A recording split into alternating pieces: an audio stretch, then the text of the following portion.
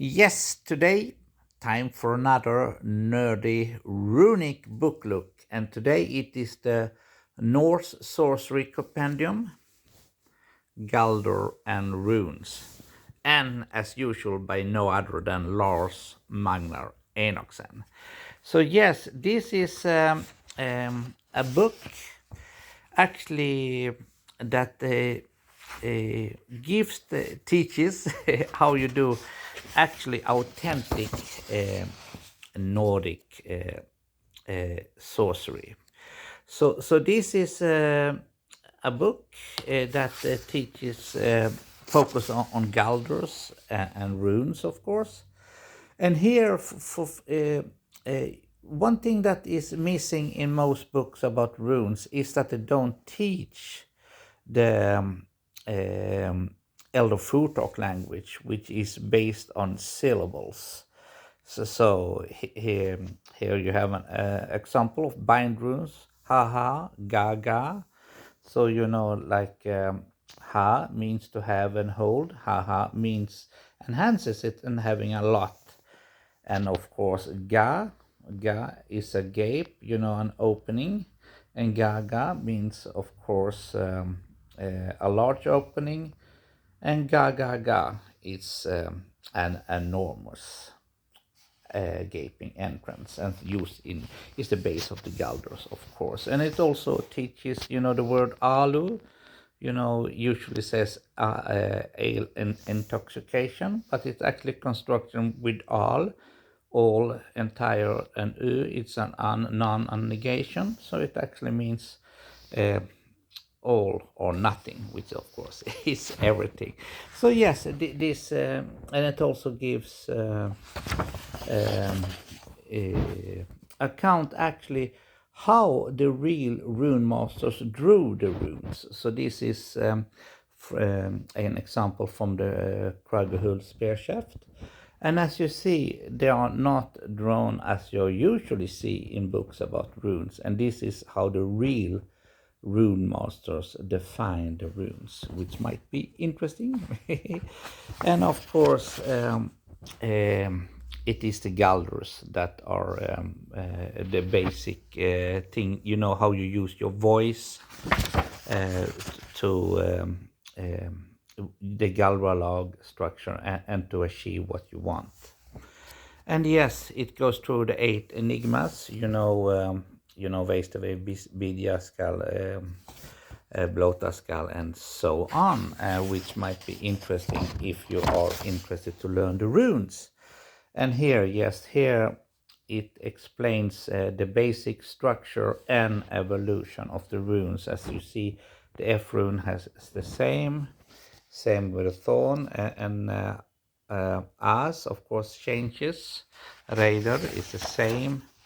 Kaun is the one that changes the most. And G, of course, the same. And here you see when they go from the elder Futhark to the younger, and so on. And of course, the Yara rune also is one of the runes that changes the most. And it also gives the explanation, the rune names, and also what the rune poems, what knowledge you can extract from the runes. Yes, and it goes, of course, through all the runes. The S rune is also, of course, a rune that changes a lot. The M rune as well.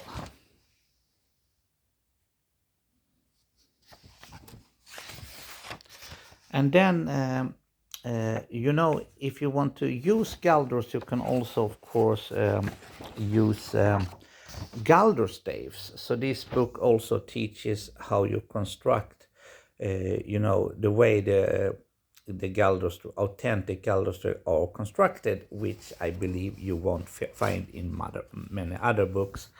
And of course, we have the rune Galdors, of course, the same stave runes, often misunderstood as bind runes. And yes, here we have rune stave, and underneath we have the same, but next to each other we have it also teaches the Vilu runer, the confusing runes that is always used in the Galder stave. You add some details that actually doesn't mean anything, but it confuses, so they cannot really reveal what you really wanted, because of course a Galder should be personal and secret. And yes, it also teaches how you write with runes, the authentic way how constructing bind runes. Here are those bind runes that we know from the Elder Futhark, from example. And yes, you see them drawn as the real rune masters drew them, not as you see it online or by people who doesn't know it. And yes, it explains the the Viking Age runes. First we have the top long stave runes, short twig runes, and yes, I meant of course the long twig runes, short twig runes, and underneath we have what we call the staveless runes. All of them, of course, meaning exactly the same. So, but this is, yes, and of course the medieval runes as well. And the reason why I am showing you this is that there is only 15 of them left. There are of course as ebooks, but some of you might want to own this super nerdy Norse sorcery compendium, Galderan runes. So yes, that was the book look today. So have a lovely nerdy day. Bye bye.